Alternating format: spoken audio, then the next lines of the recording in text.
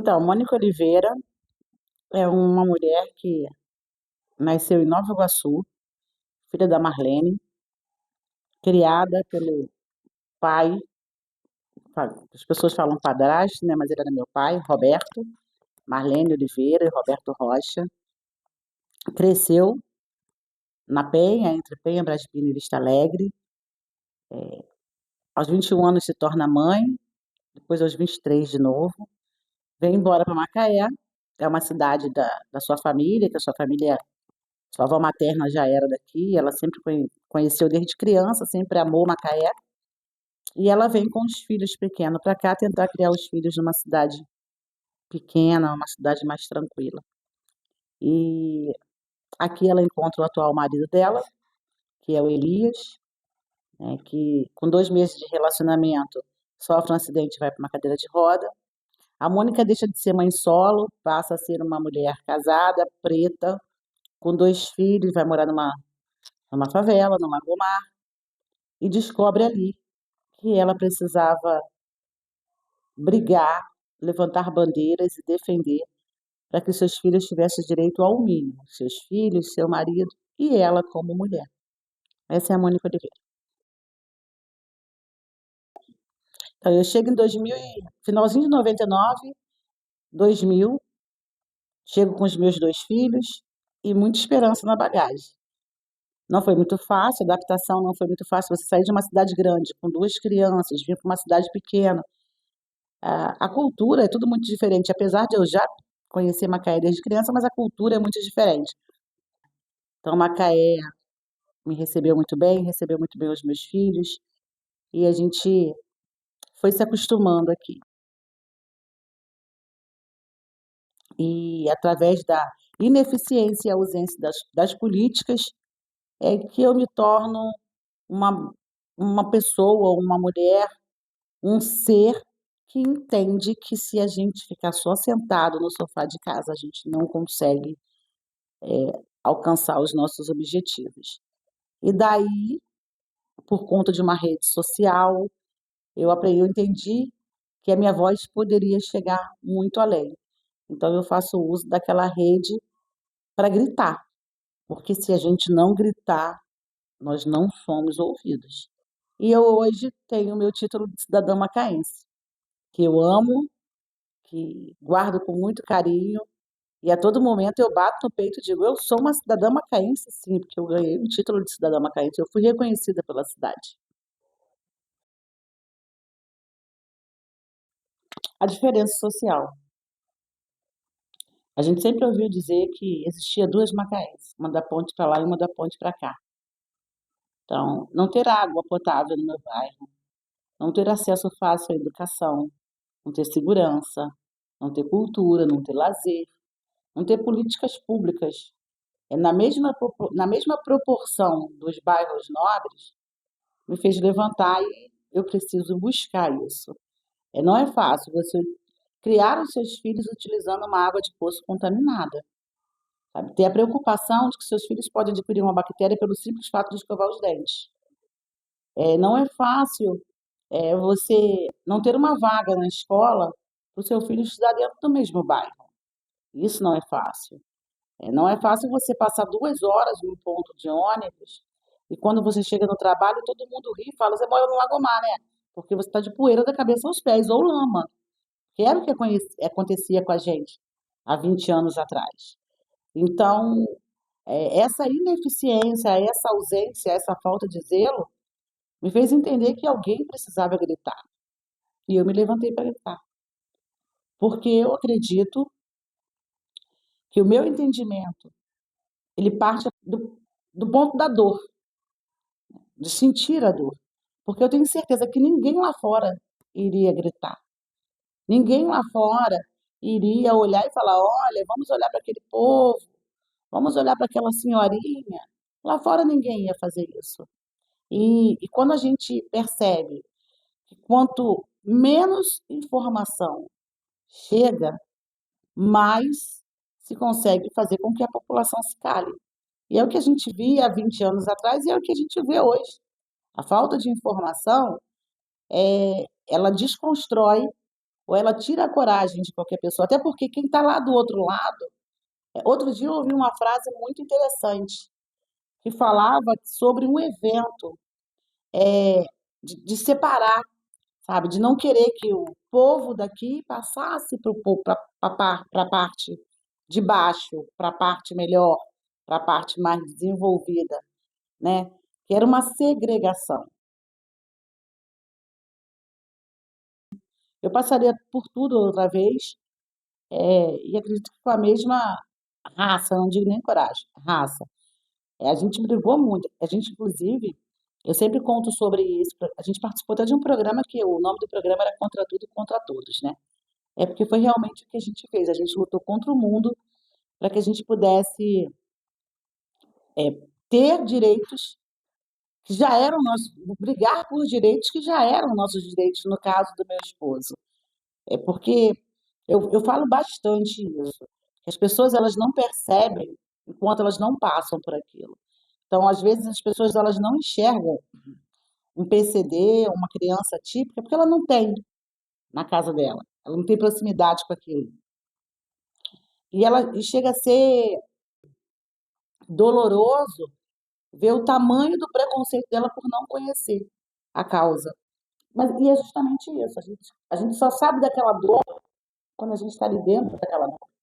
Então, passar por tudo que a gente passou não foi fácil, foi muito difícil, mas eu gosto muito quando hoje eu vejo que a nossa luta lá atrás, tudo que a gente buscou, de certa forma, até conjecturando, o pé na porta hoje abre caminho para muita gente.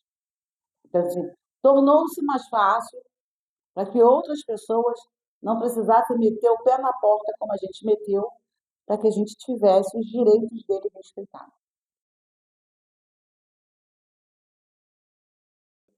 Não facilita nada, não facilita. Até é excludente, né? Porque hoje foi, acho que a gente até falou sobre isso no início, né? Que tudo o dito normal, né?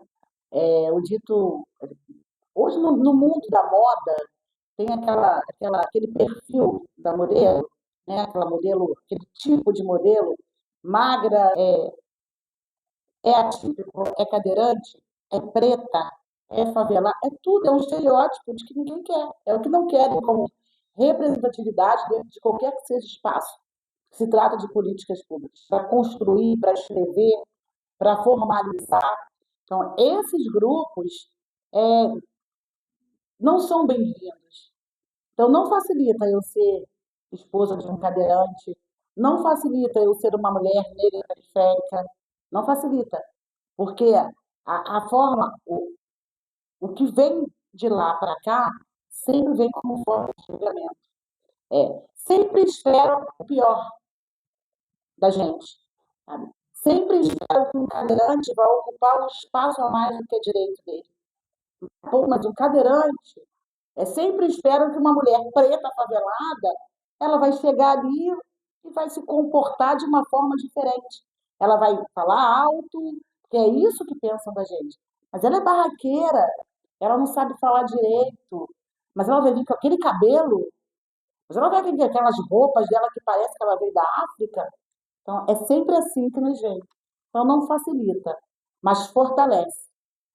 Não facilita a nossa entrada, mas nos fortalece para que cada dia a gente busque mais esses espaços.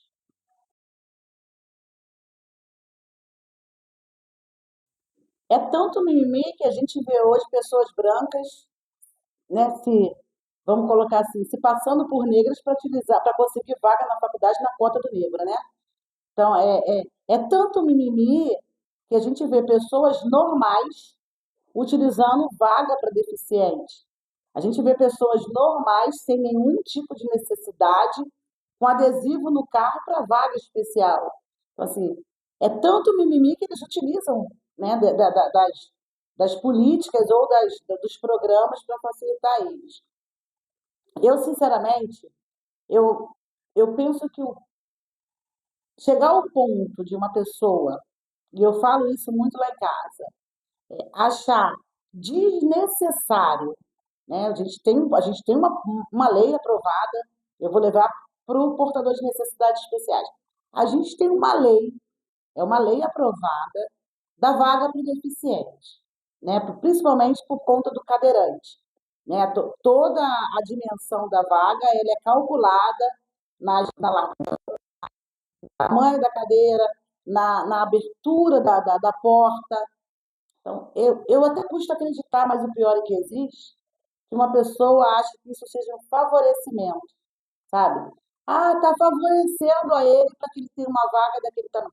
Favorecendo uma pessoa que usa uma cadeira de roda. E eu falo muito isso com meu esposo. Vamos dar uma cadeira para ele ver se é algum favorecimento. Aí a gente tem a cota do negro na faculdade. Gente, que palhaçada, né? Cota, vai estudar.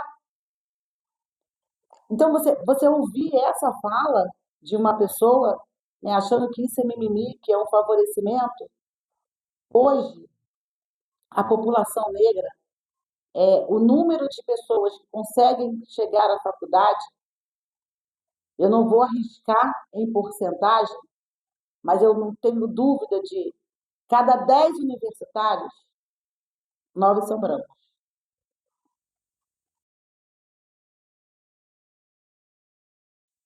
No dia que todos os espaços de discussão política, formulação de política, essas pessoas sejam maioria. Enquanto nos espaços de formação de política, legislativo, executivo, governo federal, eles forem formados, na sua maioria, por brancos, por héteros, essas políticas não vão ser discutidas. Essas políticas elas não vão ser de verdade praticadas com equidade. Mas como que um garoto preto de uma favela, de pais separados, que a mãe sobrevive com salário de faxina, que sempre estudou em escola pública, que durante o ano ele não tem o seu, a sua grade de horas de aula concluídas na íntegra, porque falta professor, porque tem greve, porque tem tiroteio no bairro e a escola tem que ser fechada, porque falta água na escola e a escola dispensa. Ele passa o ano assim que ele passa estudando. Mal e porcamente ele tem o beabá durante o ano para ele ter as informações necessárias. Aí vamos falar no micro? A gente tem uma escola em Macaé, o CAP. Se você for numa escola pública hoje, no nono ano, e eu posso falar porque eu trabalhei numa escola com o nono ano, o sonho desses alunos, principalmente de comunidade, de periferia, de favela, é conseguir uma vaga no CAP. Só que na escola pública falta professor. Na escola pública, principalmente dentro das comunidades, por diversas vezes, as aulas foram interrompidas por conflito de segurança pública. Na escola pública, aquele menino lá da favelinha, que não tem uma base familiar, que por muitas das vezes o pai é alcoólatra, é usuário de droga, espancou a mãe dele durante a noite, ele tem que ficar em casa com medo de sair, e quando ele voltar, a mãe dele não está mais viva e ele perde a aula. Ou quando o pai espanca ele, e ele está com hematoma, ele não vai para a escola, ele perde a aula. Como que ele vai ter preparo para fazer uma prova do CAP? Disputar com aquele menino no condomínio de classe média, classe alta, que estuda numa escola particular e que faz curso complementar para conquistar a vaga no CAP. Então, a gente só vai conseguir quando, nesses espaços de formalização, nós tivermos mulheres negras, homens negros, mulheres trans, homens gays, indígenas. Então, para esses grupos terem políticas com equidade, os espaços de discussão, de formalização de políticas, precisam estar ocupados por essas pessoas. Tem gente que fala que não é, porque a sua resposta foi que você não era ouvido. Ser oprimida é morar dentro de uma comunidade, de uma favela, a maior favela em número de habitantes em Macaé, que na sua totalização no seu total de habitantes, são povos nordestinos, pretos, e dentro desta favela eu vejo pessoas com ideologia contra a educação. Eu vejo pessoas defender empresários de todos os setores e achar que ele não é oprimido por essa classe empresarial. O cara trabalha mais de 8 horas por dia, o cara encara um transporte público lotado, ele leva 2 horas para chegar no trabalho, ele leva 2 horas para chegar em casa e vai tomar banho com água contaminada por E. coli, porque ele não tem acesso à água tratada. Quando a pessoa fala que você é bandido porque você é preto e mora na favela, porque se a polícia tiver que te revistar no ônibus, que já aconteceu com o meu filho, ele era o único preto dentro do ônibus. Ele foi o único revistado dentro do ônibus, o ônibus que vinha para o Lagomar. Mas tinham outros homens ali. Mas só ele foi revistado. Só ele tem uma loja em Macaé, que eu não vou citar o nome para ela não ficar famosa, que todas as vezes que eu entro, eu sou perseguida pelo segurança. Será que é porque eu vou de chinelo? Paulo Freire diz que quando a educação não é libertadora, o sonho do oprimido é ser um opressor. No lugar de qualquer outra pessoa, porque eu tenho o direito de estar em todos os lugares. Estar aonde eu acho que eu tenho que estar. O meu lugar é aonde eu escolho estar. As pessoas elas não podem ditar que aqui eu posso estar. Eu não posso ocupar a Câmara de Vereadores, eu posso porque ali é meu lugar. Eu não posso ocupar a cadeira do Executivo, eu posso porque ali também é o meu lugar. Eu não posso estar na Zona Sul porque há uma segregação. Eu posso sim, porque ali é o meu lugar e eu tenho que ser respeitado. Tem um vídeo meu na internet, dentro de uma audiência pública na Câmara de Vereadores. Está no YouTube esse vídeo. Eu fazia parte de um projeto de educação ambiental e esse vídeo, essa audiência pública, ela era sobre a água, né? E dias antes, um pouco antes, tinha passado um comercial na rádio e na televisão para falar sobre o Lagomar, e eu fiquei muito irritada, porque no comercial dizia que o Lagomar, na sua extensão, recebia água tratada, na bica. E a gente sabe que até hoje não tem. Até hoje, 10% do Lagomar tem água tratada na bica. A gente tem a prova disso é que os espaços, as escolas, as unidades de saúde não têm água na torneira, vindo recebe caminhão-pipa. Então aquilo me irritou muito. E eu fui preparada para aquela audiência pública. Eu falei assim, não é possível a gente ver tanta mentira e a gente vive aquilo e sabe que não é. E quando me impediram de falar, eu fiquei muito irritada. E ali foi uma das vezes em que eu precisei meter o pé na porta para falar, aqui é o meu lugar. Porque quando a pessoa, o político que presidia a sessão, hoje nem é mais vereador da cidade, ele não me deixou falar, eu levanto, e isso está lá no vídeo, vocês podem procurar nas minhas redes sociais, aqui você vai me calar, lá fora não, porque quando ele fala que eu não poderia falar e manda eu abaixar o meu tom de voz porque eles não me deram o microfone, automaticamente vem de seguranças. Eu falei, vocês vão me calar aqui, lá fora não. Porque eu vou abrir a minha câmera, e você sabe que quando eu abro a minha câmera eu faço bagunça. Então ele viu que eu realmente ia abrir uma câmera lá fora e ia fazer um ao vivo. Ele me permite falar. E eu estava com todos os vereadores, inclusive o deputado que estava ali, que até hoje é deputado. Naquela época, isso foi em 2018, eu convidei a todos para vir na minha casa tomar um café feito com água da Bica. Eu estou esperando eles até hoje. A gente tem algumas políticas que são direcionadas à mulher na nossa cidade. Mas eu vou falar num contexto geral, a gente precisa melhorar muito, muito, porque é muito maior do que quando você ouve falar de um furacão na televisão, você não tem noção do que é estar dentro daquele olho do furacão. Eu imagino que nesses lugares aonde exista isso, essas pessoas elas podem falar, né, que elas estiveram no olho do furacão. E é mais ou menos isso, uma mulher que é vítima de violência, é estar no olho do furacão. Então, quando a gente vê de fora, a gente até acha assim, isso é fácil de resolver. É só deixar. Isso não é fácil de resolver, porque o ciclo da violência é muito grande. E quando eu falo sobre violência contra a mulher, é óbvio que a pauta da violência contra a mulher é uma pauta que ela não pode ser esquecida em nenhum momento. Mas a pauta mulher tem que estar em evidência, sabe? A pauta mulher ela tem que estar em evidência sempre, em todas as bancadas, em todos os espaços, sabe? A mulher mãe solo, a mulher que passou dos 50, a mulher que é vítima de violência doméstica, a mulher que é violentada sexualmente não tem o direito a, se a gente não prestar atenção, não terá o direito de decidir sobre a sua vida e ela deixa de ser.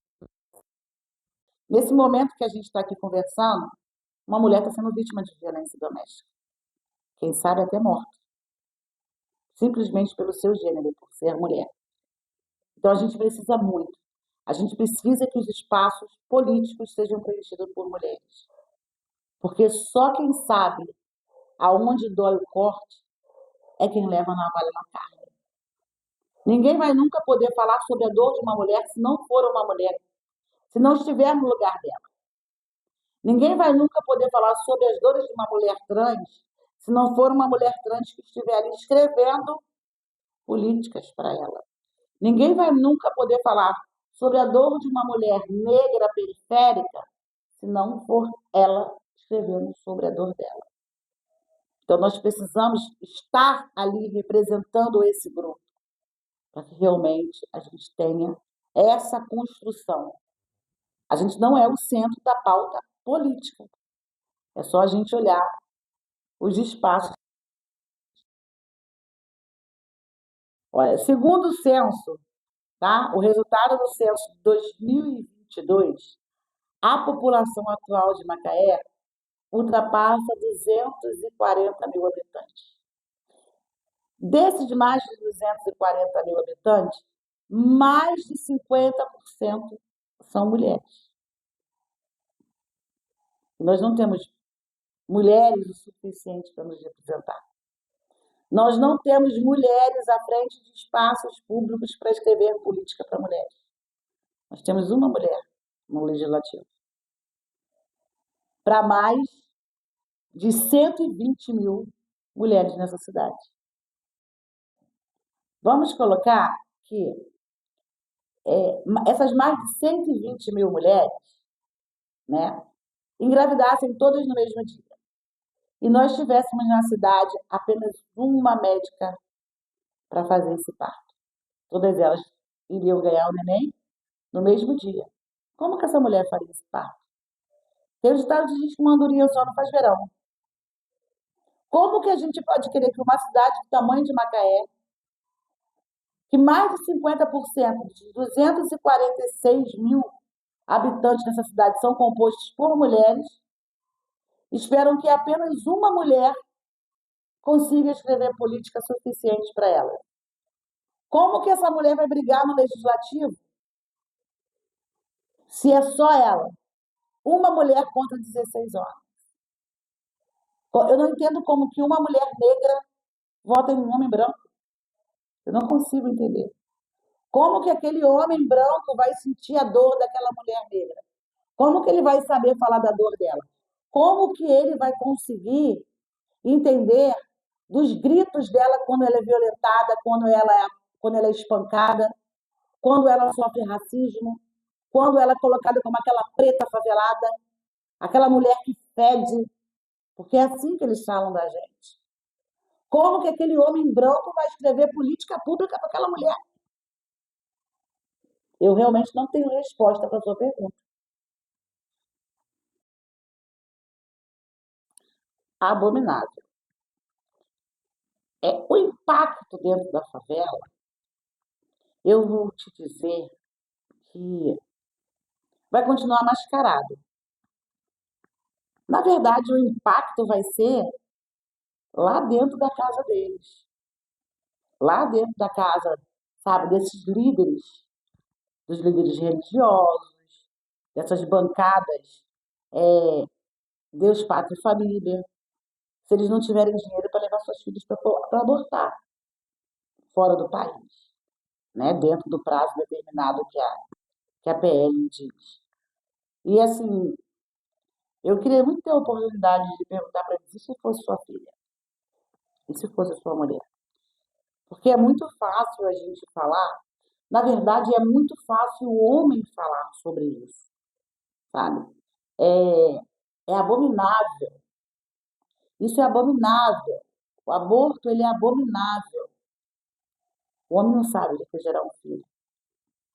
O homem não sabe o que é carregar um filho 9 meses na barriga, às vezes 7, às vezes 6. O homem não sabe de todas as transformações que uma gravidez traz física, psicológica e emocional na mulher. Aí eu paro para pensar assim, eu, mulher preta, favelada, saio do meu trabalho num restaurante, eu saio do meu trabalho por volta de meia-noite, pego um ônibus para vir para minha casa. Tem uma lei na minha cidade, aqui em Macaé, que determina que o motorista, depois das 20 horas, pare aonde eu pedir. Eu não preciso parar no ponto de ônibus, tá? Mas o motorista não sabe dessa lei, porque o acesso à informação não chega a ele. Aí ele quer parar naquele ponto escuro, eu desço naquele ponto, eu não esquece. A mulher preta, favelada, que trabalha num restaurante lá na Zona Sul, que o meu patrão, branco, empresário de classe alta, não quer saber que eu vou percorrer, depois, quando eu descer no ponto de ônibus, quase 1 quilômetro para chegar na minha casa a pé. No meio desse caminho, um homem sai do mato, me puxa para dentro dele, me violenta. Mas eu sou uma mulher preta, pobre, favelada, casada, que sigo todos os preceitos que Deus me ensinou. Eu não traio o meu esposo, eu sou uma boa esposa, sou uma boa mãe, trabalho, vou ao culto 3 vezes na semana, congrego com as minhas irmãs, não falo da vida dos outros, não faço fofoca, mas naquele dia ali, aquele homem me levou para dentro do mato. E ele fez tudo comigo, ele só não me matou, porque ele poderia ter me matado, que para mim seria melhor. Porque eu volto para casa destruída. O pastor da minha igreja vai falar que eu estava em pecado, porque se eu não tivesse, Deus não tinha permitido que aquilo acontecesse comigo. A irmãzinha vai falar com a outra assim, mas também, com que roupa que ela veio do trabalho? Mas por que que ela foi trabalhar nesse lugar? Ela não poderia arrumar um emprego de dia? O meu marido, quando eu pegar o teste de gravidez, ele vai embora, porque ele não vai querer criar um filho de um estupro. Então eu, aquela mulher preta, pobre, favelada, boa esposa, boa mãe, de meu mundo cair. Porque eu vou perder o meu emprego, porque eu engravidei de um homem que eu não sei nem quem é. Eu corro o risco de adquirir um monte de saúde, de doença, porque eu não sei nem o que aquele homem tinha. Os meus filhos vão ficar com vergonha, porque vai espalhar no bairro todo que a mãe dele foi para o mato com o homem vivo e foi violentada. Eles vão me perguntar o seguinte: quem é o pai dele? E o meu marido vai embora. E a minha família acabou. Porque lá em Brasília tem um monte de homens e até mulheres que é Deus, pátria e família, que traem as suas esposas, que têm amantes, que se relacionam com 2, 3 mulheres, mas que a errada sou eu, que quero abortar uma criança oriunda de um estupro. Então não tem nada para falar disso.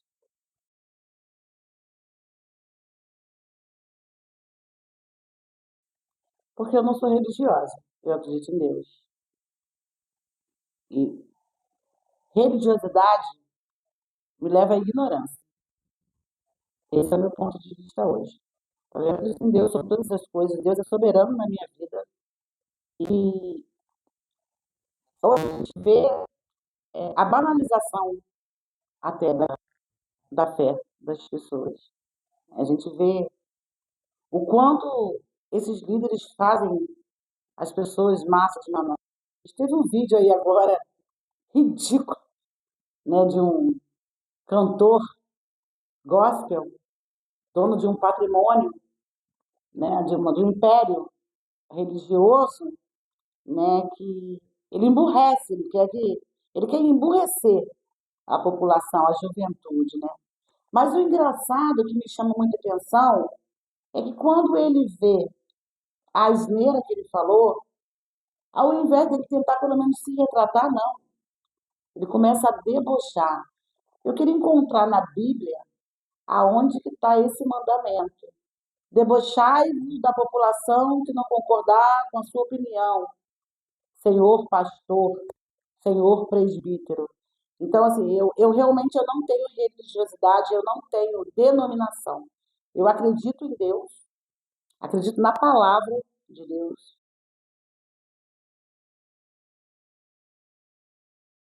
Eu só não posso ver líderes que tenham uma imensidão de liderados mexer em pautas tão importantes. Mexer na pauta da educação, que transforma a vida daquela mulher que desceu do ônibus e foi arrastada para o mato, foi violentada e engravidou do seu algoz, do seu criminoso, que transforma a vida daquele menino preto que não consegue estudar numa escola particular, então ele não consegue ter a equidade para disputar uma vaga numa escola, numa faculdade pública, que transforma a vida, que transforma a minha vida, que quando entro numa loja de grande magazine, um segurança negro me persegue o tempo todo pelo simples fato de eu ser negra e estar de chinelo. Então, quando eu vejo líderes religiosos querendo desconstruir pautas tão importantes quanto a educação, são todas essas ações que estão sendo desconstruídas. Então, eu sou crente? Não. Eu sou cristã porque eu acredito em Cristo. Eu sou religiosa? Não. Eu só acredito em Deus. Eu levo para as mulheres. Todas nós temos o direito de sonhar, mas todas nós temos a obrigação de conquistar. E para a gente conquistar, a gente precisa sempre colocar: todo lugar é o meu lugar. E na política não seria diferente. Lá é o meu lugar. E é lá que, junto com outras mulheres, nós vamos impactar pessoas para que o mundo seja transformado. E eu deixo essas considerações para as minhas amigas, para as mulheres negras, para as mulheres pobres, para as mulheres faveladas. Ó, a gente precisa sempre estar junto. Minhas redes sociais, meu Instagram, eu tenho que falar, né? M.O. Oliveiras. Se você botar lá, M.O. Oliveiras, você me encontra no Instagram. Mônica Oliveira, você me encontra no Facebook. Você também me encontra no TikTok e você também me encontra no Kawaii com Mônica Oliveira.